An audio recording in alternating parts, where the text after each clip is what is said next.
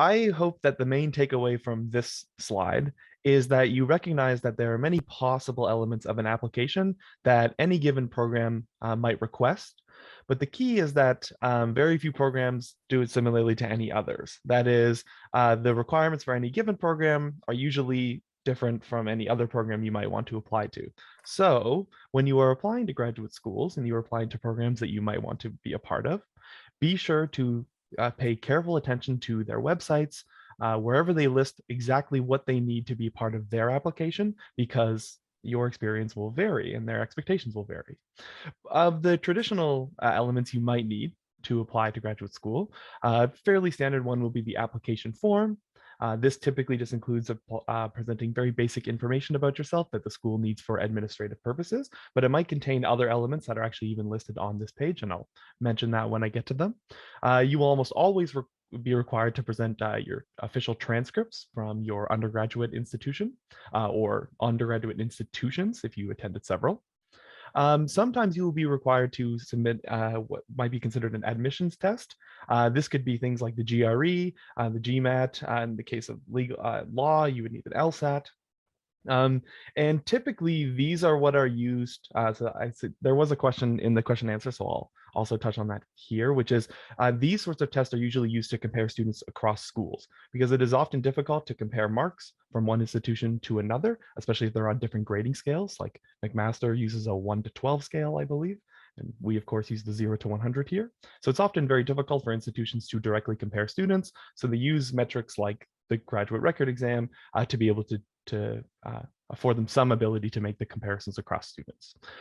Be very careful with which sort of admissions test the program might be asking you to submit. The GRE, the general GRE, is quite common among most programs.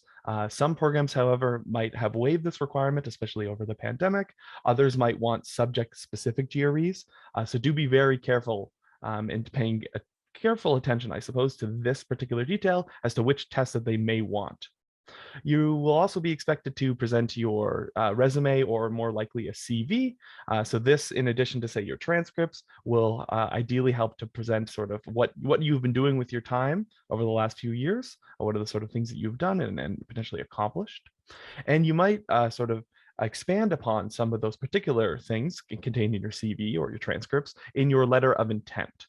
This letter of intent is typically very important. Oftentimes it will encompass a writing sample, sometimes even like a small language test for the people who are reading it, and also even ask you to list who your potential supervisor might be, and we'll get to that point. But a letter of intent is really about sort of communicating about yourself and your interests in graduate school and perhaps in the particular work that you are interested in doing. So do pay a lot of attention to a letter of intent, spend a lot of time writing it, revising it, asking for feedback even from potential referees that you have. If you give them enough notice, they might be able to help you shape a better letter of intent, and also try to personalize this as much as you can to each program that you are applying to. Because here you'll want to really communicate things about you, say your passion for the work, your burning questions that you may have for the field, to your potential supervisor, to whoever is making the hiring or the decisions to admit you to graduate school. You would like this letter of intent to be something that communicates exactly who you are and what you wanted of this program, what you were looking for in a graduate experience. So that letter is going to be a very key piece that is often neglected, or students don't tend to spend as much time perhaps as they should on this letter, because it often represents one of the few ways that you can truly communicate to whoever it is that you are applying to. But you should, of course, seek other ways to try to establish contact before then as well.